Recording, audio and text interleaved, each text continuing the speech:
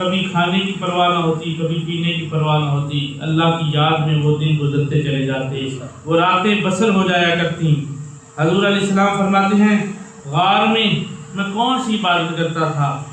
حضور فرماتے ہیں میں غار میں اللہ کی کائنات میں غور و فکر کرتا رہتا تھا کہ اللہ نے اس کائنات کو کیسے کیسے سجایا ہے، کس طرح بنایا ہے، یہ ستارے کیسے ہیں، ان کا کیا فائدہ ہے، ان کی نورانیت کیسی ہے، ان کی سجاوٹ کو رب نے کس طرح بنایا، یہ آسمان کیسے مزین کیا گیا۔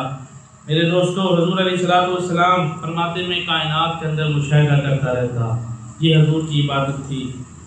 اور اپنی غم گسار رفیقہ حیات حضرت خدیجہ الکبریٰ رضی اللہ تعالیٰ عنہ سے آ کر یہ ساری باتیں کیا کرتا تھا اور آ کے بتاتا کہ مجھے آج غار کے اندر مراقبے کی حالت میں یہ نظر آیا، یہ کائنات میں نظر آیا، کائنات کے یہ راز مجھ پر کھول دیے گئے۔ حضرت خدیجہ رضی اللہ تعالیٰ عنہ آپ فرماتی ہے میں حضور کو تسلی دے دیتی اور خوشخبریاں سناتی کہ واقعی آپ اللہ کے رسول بننے والے ہیں اور آخری پیغمبر ہیں۔ حضور علیہ السلام فرماتے ہیں کہ ایک روز ایسا ہوا کہ ایک بہت بڑا شخص اس غار کے اندر داخل ہوا اور اس شخص کے پاس پر ہی پر تھے، بظاہر وہ انسانی شکل میں تھا لیکن پروں والا شخص تھا۔ میں نے پوچھا من انتا انی لم ارا شیئا خط اعظم منک، آپ کون ہیں؟ میں نے اس سے پہلے اتنی بڑی اور خوبصورت ہستی نہیں دیکھی ہے۔ تو جواب ملا انا روح الامین منزل علی جمیع النبیین والمرسلین، فرمایا میں روح الامین ہوں اور میں ہر نبی ہر رسول کے پاس جانے والا ہوں، یعنی میں جبریل امین ہوں۔ فرمایا کہ میں نے جبریل کے ماتھے پر لکھا ہوا پڑھا محمد رسول اللہ، محمد اللہ کے رسول ہیں۔ میرے دوستو، میں نے آج آپ کو چند باتیں حضور کے ابتدائی زمانے کے بارے میں بتانی ہیں کہ جب اسلام نیا آیا تو میرے آقا کو کن تکالیف کا سامنا کرنا پڑا، مختصر خاکہ پیش کرنا ہے۔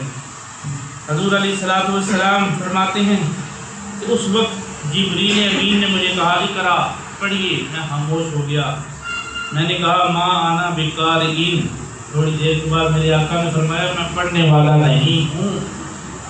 یہ نہیں فرمایا کہ میں پڑھ نہیں سکتا، یہ نہیں فرمایا کہ مجھے آتا نہیں، میں پڑھنا نہیں جانتا، فرمایا میں پڑھنے والا نہیں ہوں، انما بعثت معلما، فرمایا میں تو پڑھانے والا بنا کر بھیجا گیا ہوں اور پڑھاتا وہی ہے جس کے پاس علم ہو۔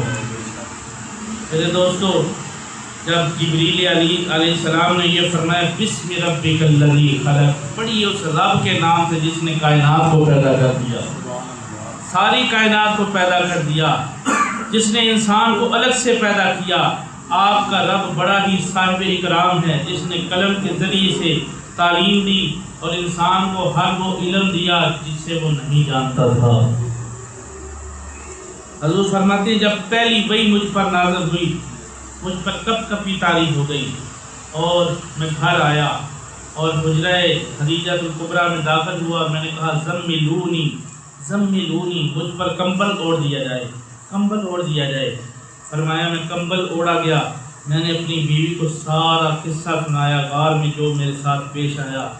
فرمایا کہ حضرت خدیجہ الکبریٰ رضی اللہ تعالی عنہ آپ نے مجھے تسلی دی، فرمایا آپ گھبرائیے نہیں، آپ کا رب آپ کا ساتھ دے گا۔ اور ہمیشہ اور بیوی کا کام ہی ہوتا ہے شوہر کی فرما برداری کرنا، اس کی حوصلہ افزائی کرنا ہر نیک معاملے میں۔ یہ سبق حضرت خدیجہ الکبریٰ سے سیکھنا چاہیے رضی اللہ تعالیٰ عنہ۔ یہ آپ کی دانش مند غم گسار بیوی تھی اور آپ کے بارے میں آتا ہے کہ آپ عورتوں میں سب سے پہلے ایمان لے کر آئے، سب سے پہلے عورتوں میں کلمہ پڑھا تو خدیجہ الکبریٰ رضی اللہ تعالیٰ عنہ۔ میرے آقا نے فرمایا کہ میں خدیجہ کو اس کی زندگی میں بشارت دے چکا ہوں کہ وہ جنتی عورتوں کی سردار بنے گی۔ حضور صلی اللہ علیہ وسلم کی یہ غم گسار بیوی، آپ فرماتی ہیں اے اللہ کے محبوب آپ پریشان نہ ہوں، آپ تو صادق الامین ہیں، آپ مہمان نواز ہیں، خدا ترس ہیں، غریبوں یتیموں کے والی ہیں، بے کسوں کے آسرا بن کے تشریف لا رہی ہیں۔ پھر وہ آپ کو ورقہ بن نوفل کے پاس لے کر چلی گئی۔ ورقہ بن نوفل بہت بڑا عالم تھا، لیکن اس وقت بوڑھا ہو چکا تھا، عبرانی زبان پر اس سے بڑا عبور حاصل تھا اور انجیل کا ترجمہ زبانی کر لیتا تھا۔ اس نے عیسائی مذہب بھی اختیار کر لیا تھا ورقہ بن نوفل نے، اور رشتے میں حضرت خدیجہ کا چچا بھی لگتا تھا۔ اور جب حضرت خدیجہ حضور کو لے کر ورقہ بن نوفل کے پاس آئیں تو ورقہ بن نوفل نے کہا کہ آپ نے کیا کچھ دیکھا ہے غار میں؟ میرے آقا نے سارا واقعہ بیان کر دیا کہ جبریل آئے اور ان کے ماتھے پہ محمد رسول اللہ لکھا ہوا دیکھا، وہ اللہ کا پیغام لے کر آئے، مجھ پر کب کبھی طاری ہو گئی، میں واپس آ گیا۔ ورقہ نے یہ بات ساری سنی اور کہا اے اللہ کے محبوب آپ گھبرائیے نہیں، یہ اس طرح کے واقعات پہلے پیغمبروں کے ساتھ بھی ہوتے رہے۔ موسیٰ علیہ السلام پر جب وحی نازل ہوتی تو ان پر بھی کب کبھی طاری ہو جایا کرتی تھی، اور میں آپ کو بتاؤں کہ آپ واقعی ہی اللہ کے آخری پیغمبر ہیں، اور یہ اللہ کی طرف سے پہلی وحی آپ پر نازل ہوئی ہے، اللہ کی طرف سے پہلا پیغام آپ پر نازل ہوا ہے۔ پھر فرمایا کہ حضور علیہ السلام نے فرمایا ورقہ بن نوفل آپ اپنی عمر کے آخری حصے میں ہیں، اگر میں اللہ کا رسول ہوں، میں نے اعلان نبوت کر دیا ہے تو آپ بھی کلمہ پڑھ کے مسلمان ہو جائیں۔ پھر ایک روایت میں آتا ہے حضور نے فرمایا کہ میں نے ورقہ کو جنت میں دیکھا ہے، ورقہ بن نوفل کو جنت میں دیکھا ہے۔ حضور تشریف لائے تو کئی بدبختوں کو کلمہ پڑھا کے مسلمان کر دیا۔ وحی کا سلسلہ جاری رہا، اور وقتاً فوقتاً ضرورتاً جہاں جہاں آیات کی ضرورت آتی تو آیتیں تلاوت ہوتی گئیں۔ اور ایک دفعہ حضرت جبریل امین آپ جب وحی لے کر آئے تو میرے آقا پر کب کبھی طاری ہو گئی، جسم کانپنے لگا۔ حضور نے فرمایا مجھے چادر دے دو، چادر اوڑی۔ رب تعالیٰ نے اس چادر اوڑھنے پر بھی حضور کی اس ادا کو اتنا پسند فرمایا کہ رب نے قرآن نازل فرما دیا۔ جب حضور نے چادر اوڑھی تو رب نے فرمایا یا ایھا المدثر قم فانذر وربک فکبر وثیابک فطہر۔ فرمایا محبوب اے چادر اوڑھنے والے پیارے محبوب، اٹھئے، اللہ کی طرف سے لوگوں کو ڈرائیے، اللہ کی طرف سے لوگوں کے دلوں میں اللہ کا ڈر پیدا کیجئے کہ وہ اللہ کی عبادت کی طرف آ جائیں، نماز کی طرف آ جائیں، اللہ کی خوشنودی حاصل کرنے کے لیے، اس کی رضا حاصل کرنے کے لیے۔ فرمایا کہ اللہ کی طرف پکاریے، پھر فرمایا پھر اللہ کی بڑائی بیان کیجیے، اللہ کی بڑائی بیان کیجیے اور اپنے لباس کو پاک رکھیے۔ فرمایا نماز پڑھنے کے لیے لباس کا پاک ہونا بھی ضروری ہے۔ یہ حضور علیہ السلام کو بظاہر اللہ فرما رہا ہے، لیکن یہ حکم تمام عالم اسلام کے لیے ہے کہ نماز کے لیے ہر وقت بندے کا جسم پاک ہونا چاہیے اور لباس بھی پاک ہونا چاہیے، بندہ کا ظاہر بھی پاک ہونا چاہیے، باطن بھی پاک ہونا چاہیے۔ میرے دوستو، حضور علیہ السلام جبل ابو قبیس پہ کھڑے ہوئے، تمام اہل مکہ کو آواز دی، فوراً ہی تمام اکٹھے ہو گئے، سارے اہل مکہ اکٹھے ہو گئے۔ آپ نے فرمایا آج میں تمہیں اللہ کا کلام نہ سناؤں؟ انہوں نے کہا کون سا کلام سنانے لگے ہیں؟ آپ نے فرمایا پہلے یہ بتاؤ کہ تمہارا میرے متعلق کیا خیال ہے، کیا عقیدہ رکھتے ہو میرے متعلق؟ تو انہوں نے کہا اے اللہ کے محبوب، اے نبی صلی اللہ علیہ وسلم، آپ نبوت کا دعویٰ کرتے ہیں، ہم آپ کو نبی تو نہیں مانتے لیکن صادق الامین مانتے ہیں، آپ سچے بھی ہیں، امانت دار بھی ہیں۔ میرے آقا نے فرمایا اگر میں یہ کہہ دوں کہ اس پہاڑ کے دوسری طرف کوئی شخص آ رہا ہے تو مان لو گے؟ انہوں نے کہا آنکھیں بند کر کے یقین کر لیں گے۔ میرے آقا نے فرمایا اگر تم اس بات پر یقین کر لو گے تو پھر کہہ دو قولوا لا الہ الا اللہ تفلحوا، لا الہ الا اللہ کہہ دو کامیاب ہو جاؤ گے۔ یہ بات انہیں پسند نہ آئی اور غصے میں آ گئے، حضور علیہ السلام کو نفرت کی نگاہ سے دیکھنے لگے، بلکہ میرے آقا پر پتھر برسائے، پتھر بھی برسائے گئے۔ حضور علیہ السلام خاموش ہیں۔ قرآن کہتا ہے وَاصْبِرْ عَلَىٰ مَا يَقُولُونَ وَاهْجُرْهُمْ حَجْرًا جَمِيلًا۔ قرآن سن کے سبحان اللہ کا ایمان تازہ ہوتا ہے۔ اللہ ارشاد فرماتے ہیں اے محبوب ان کی دل آزار باتوں پر صبر فرمائیے اور نہایت خوبصورتی سے ان سے الگ ہو جائیے، علیحدہ ہو جائیں۔ اللہ اللہ وہ دل جو ان کی ہمدردی اور نیک جذبات اور خلوص سے لبریز تھا کفار کی باتوں سے دکھنے لگا، میرے آقا غم زدہ ہو گئے۔ کوئی آپ کو ساحر کہتا، جادوگر کہتا، کوئی کاہن کہتا، کوئی شاعر کہتا، کوئی دیوانہ کہتا، کوئی مجنون کہتا، پر میرے آقا پر پتھر بھی برساتا تو حضور کیا کرتے؟ حضور کا حوصلہ یہ تھا کہ آپ خاموشی سے گزر جاتے۔ اللہ اللہ میرے نبی دا حوصلہ، گالیاں سن کے بھی مسکراندہ رہا۔ پنجابی والے نے لکھا اللہ اللہ میرے نبی دا حوصلہ، گالیاں سن کے بھی مسکراندہ رہا، جاواں قربان میں او دے اخلاق تو غیراں لئی بھی چدراں بچھاندہ رہا، غیراں لئی بھی چدراں بچھاندہ رہا۔ حفیظ نے لکھا سلام اس پر کہ جس نے بے کسوں کی دستگیری کی، سلام اس پر کہ جس نے بے کسوں کی دستگیری کی، سلام اس پر کہ جس نے بادشاہی میں فقیری کی، اور سلام اس پر کہ جس نے خون کے پیاسوں کو قبائیں دیں، پناہیں دیں۔ قبائیں کا مطلب ہے پناہ دینا۔ سلام اس پر کہ جس نے خون کے پیاسوں کو قبائیں دیں، سلام اس پر کہ جس نے گالیاں سن کر دعائیں دیں۔ حضور گالیاں بھی سنتے ہیں اور دعائیں بھی دے رہے ہیں۔ سلام اس پر کہ جس کو لوگ تنگ کرتے تھے، سلام اس پر کہ جس کو لوگ تنگ کرتے تھے، سلام اس پر جس سے لوگ جنگ کرتے تھے، سلام اس پر کہ جس سے لوگ جنگ کرتے تھے، سلام اس پر کہ جس نے فضل کے موتی بکھیرے ہیں۔ کیا خوبصورت کلام لکھا حفیظ، تیرے قلم پہ قربان جاؤں جو تو نے حضور کی نعت لکھ دی۔ سلام اس پر کہ جس نے فضل کے موتی بکھیرے ہیں، سلام اس پر کہ جس نے بروں کو کہا یہ تو میرے ہیں، سلام اس پر جس نے بروں کو کہا یہ تو میرے ہیں۔ لائقوں کی سفارش کی ضرورت نہیں پڑتی، وہ تو خود ہی پاس ہو جاتے ہیں۔ سفارش ہوتی ہے نالائقوں کی، اور قیامت کا دن ہوگا سفارش کس کی جائے گی؟ نالائقوں کی، ہم جیسے گناہ گاروں کی، نکموں کی، بدبختوں کی جائے گی، جنہوں نے زندگی پا کر بھی حضور سے عشق نہیں کیا، حضور سے محبت کا حق ادا نہیں کیا، جنہوں نے حضور کی اس طرح خدمت تواضع نہیں کی، حضور صلی اللہ علیہ وسلم کی عزت میں کمی رکھی اور سوچ میں پڑا رہا کہ پتہ نہیں یہ مقام حضور کا ہے یا نہیں ہے، کوئی حد نہیں ان کے حدود کی، بلغل خدا بے کمالہ کشفت دو جاب جمالہ حسن الجوی حسالہ صلو علیہ وآلہ۔ حضرت ابو طارق رضی اللہ تعالیٰ عنہ بیان فرماتے ہیں کہ میں نے حضور علیہ السلام کو پہلی بار ظلم مجاز کی منڈی میں دیکھا، جہاں میلہ لگا ہوا تھا اور مختلف قبائل کے لوگ آئے ہوئے تھے، اور آپ ان کے پاس جا کر یہ اعلان کرتے تھے یا ایھا الناس قولوا لا الہ الا اللہ تفلحوا، اے لوگو لا الہ الا اللہ پڑھ لو کامیاب ہو جاؤ گے۔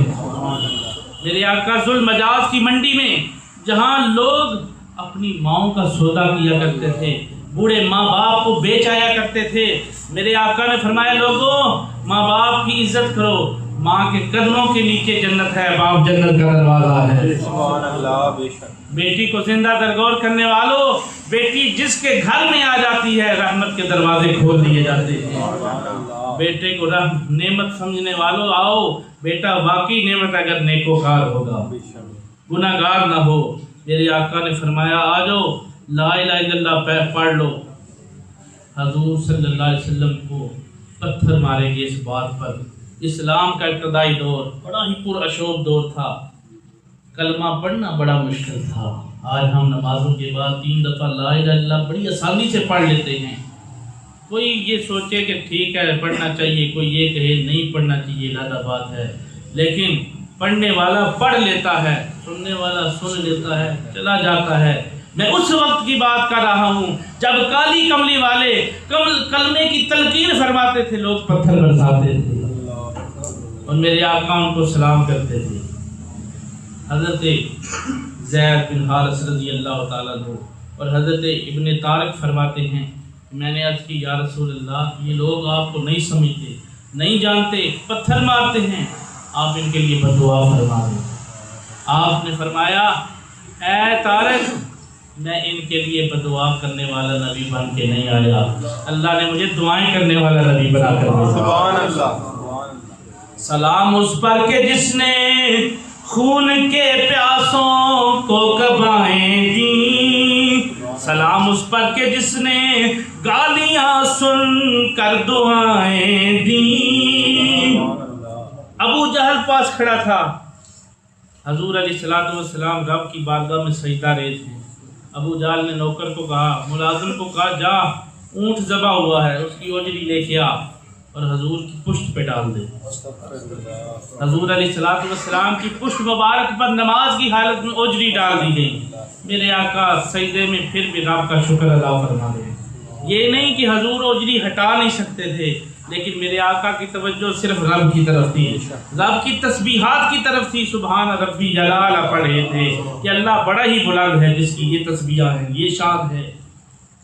اتنی دیر میں کسی نے سیدہ خاتون جنت کو بتایا کہ آپ کے بابا جان کی پشت پر نماز کی حالت میں سجدے کی حالت میں اجڑی رکھ دی گئی ہے۔ آپ دوڑتی ہوئی آئیں اور اجڑی ہٹا دی، رونا شروع کر دیا۔ جناب رحمت للعالمین آقا نماز سے فارغ ہوئے، پوچھا بیٹی کیوں رو رہی ہو؟ فرمایا اے اللہ کے محبوب، آپ پر آج اجڑی گرا دی گئی ہے، میرے بابا جان آپ پر اجڑی رکھ دی گئی۔ میرے آقا نے فرمایا اے فاطمہ، جنت کے سودے ہم نے اللہ سے کیے ہوئے ہیں، جنت کے سودے ہم نے اللہ سے کیے ہوئے ہیں، اس کے بدلے ہم رب کی جنت ہمارا انتظار کر رہے ہیں۔ وہ اسلام ایسے پھیلا۔ میرے آقا سرور کائنات صلی اللہ علیہ وسلم، آپ وہ ہستی ہیں کہ شاعر کہتا ہے وہ نبیوں میں رحمت لقب پانے والا، مرادیں غریبوں کی بل لانے والا، اتر کر ہرا سے سوئے قوم آیا، ایک نسخہ کیمیا ساتھ لایا، وہ بجلی کا کڑکا تھا یا صوت ہادی، عرب کی زمین جس نے ساری کھلا دی۔ میرے دوستو، وقت تقریباً ہو چکا ہے، آخری ایک دو باتیں اس لیے کر رہا ہوں، آپ کے 2 منٹ زیادہ لے رہا ہوں کہ بارش کا موسم ہے، کچھ لوگ اور جلدی سے مسجد میں آئیے تاکہ جماعت میں تھوڑا سا رش بھی ہو جائے اور کچھ بندے جمعے سے محروم نہ رہ جائیں۔ 1-2 باتیں عرض کر کے ختم کرتا ہوں۔ قبیلہ بنی عراش کا ایک شخص اپنا اونٹ بیچنے کے لیے آیا مکہ میں۔ اس وقت ابو جہل نے سب سے پہلے وہ اونٹ خرید لیا اور پیسے نہ دیے، پیسے دینے میں ٹال مٹول کرنے لگا۔ وہ شخص بڑا دور کا سفر کر کے آیا، منتیں کرنے لگا کہ تو نے میرا اونٹ لے لیا، پیسے بھی تو دینا۔ وہ کہتا ہے جو دل ہے جو مرضی ہے کر لے، جتنا زور لگا سکتا ہے لگا لے، یہ اب پیسے نہیں تجھے ملنے والے۔ وہ اجنبی شخص تھا، اب اجنبی علاقے میں آیا تھا، اسے کیا پتا، وہ حضور صلی اللہ علیہ وسلم کو بھی نہیں جانتا تھا۔ وہ قبیلہ بنی عراش کا شخص تلاش کرتے کرتے ایک لوگوں کی ہجوم میں پہنچا جہاں کافروں کا اجتماع لگا ہوا تھا، محفل سجی ہوئی تھی، کافر حضور کی مخالفتیں کر رہے تھے۔ میرے آقا کی توجہ میری طرف رکھیے، حضور صلی اللہ علیہ وسلم کی مخالفتیں کر رہے تھے، ادھر میرے آقا بیت اللہ کے سین میں نماز ادا فرما رہے ہیں، حضور نماز پڑھ رہے ہیں اور ادھر کافر باتیں کر رہے ہیں، حضور کا مذاق اڑا رہے ہیں کہ ایک بندہ نماز پڑھ رہا ہے، اس کو اپنا دین نیا دین اس نے ایجاد کیا ہوا ہے۔ ابھی حضور کی باتیں وہ کر رہے تھے کہ وہ شخص قبیلہ بنی عراش کا آیا، اس نے کہا لوگوں میرا ایک شخص کے ساتھ یہ لین دین کا معاملہ طے ہوا جس کا نام ابو جہل ہے، اگر تم اسے جانتے ہو تو میرے پیسے اس سے لے دو۔ وہ لوگ بھی تو کافر تھے، وہ ہنسنے لگے، مسکرانے لگے، کہکے لگانے لگے، کہتے ہیں کہ نہ اگر ہم میں اتنی طاقت ہوتی ہم اس سے پیسے لے لیتے، وہ تو قبیلوں کا سردار ہے، ابو جہل ہے۔ ہاں وہ ہستی، وہ ذات جسے لوگ صادق اور امین کہتے ہیں، وہ جو نماز پڑھتا ہوا تجھے نظر شخص آ رہا ہے وہی تجھے پیسے دلوا سکتا ہے۔ مذاق کر رہے تھے، حضور کی طرف وہ بندہ آیا، میرے آقا نماز سے فارغ ہوئے، قبیلہ بنی عراش کا شخص حضور کو دیکھ کر کہنے لگا اے اللہ کے نیک بندے، میری یہ آرزو ہے کہ ابو جہل نامی سے میرے اونٹ کے پیسے مجھے دلوا دیں۔ میرے آقا نے بحث نہیں کی، فوراً اٹھے ابو جہل کے گھر کی طرف چلے گئے۔ کافروں نے پیچھے بندہ بھیج دیا، دیکھو اب کیا تماشا ہوتا ہے، ہم اور مذاق بنائیں گے اس بات کا، ابو جہل تو پیسے دینے والا نہیں۔ اب کافروں کے سردار نے پیچھے سے بندہ بھی روانہ کر دیا ہے مذاق کے لیے، ادھر بنی عراش کا شخص حضور صلی اللہ علیہ وسلم کے ساتھ جا رہا ہے۔ میرے آقا نے ابو جہل کے دروازے پہ دستک دی، ابو جہل باہر آیا، میرے آقا نے دوسری بات نہیں کی، فرمایا کہ اس بندے کی اونٹ کے پیسے فوراً ادا کرو، فوراً ادا کرو۔ ابو جہل پہ کب کپی طاری ہوگی، اندر گیا، کمرے سے پیسے اٹھائے، آ کر اس بنی عراش کے شخص کو دے دیے۔ وہ چلا گیا، بڑا خوش ہوا، حضور کی تعریف کرتا کرتا حضور کی نعتیں الاپتا چلا گیا۔ بعد میں اس بندے کو جس نے جاسوسی کی، اس سے پوچھا کافروں نے کیا معاملہ ہوا؟ انہوں نے کہا کہ معاملہ تو بڑا گڑبڑ ہو گیا، وہ تو ابو جہل تھا، اس نے ایک بات پر ہی حضور کے ایک کہنے پر ہی پیسے ادا کر دیے۔ اب ابو جہل جب ان کافروں کی میٹنگ میں آیا، مجلس میں آ کے بیٹھا، سارے کافر اسے تو لعنت کر رہے تھے، برا بلا کہہ رہے تھے، لعنتی کہہ رہے تھے تو اتنا بڑا سردار ہو کے صرف حضور کے ایک کہنے پر تو نے پیسے دے دیے۔ ابو جہل کہنے لگا میں پیسے کیسے نہ دیتا، جب حضور نے مجھے کہا کہ اس کے پیسے دو تو حضور کے ساتھ ایک بہت بڑا اونٹ کھڑا تھا، اس کی گردن بہت موٹی تھی، کالا سیاہ رنگ تھا اس اونٹ کا، اگر میں پیسے دینے سے انکار کرتا وہ مجھے کچل کر ہلاک کر دیتا، اس خوف سے میں نے پیسے ادا کر دیے۔ غریبوں کا آقا ہمارا نبی، اپنے کا غم پرائے کا غم کھانے والا ہمارا نبی، بے کسوں کا آقا ہمارا نبی، بے بسوں کا آقا ہمارا نبی۔ اللہ تعالی ہم سب کو اسوہ نبی پر عمل کرنے کی توفیق عطا فرمائے، سنتے ادا فرمائے۔ وآخر دعوانا الحمدللہ۔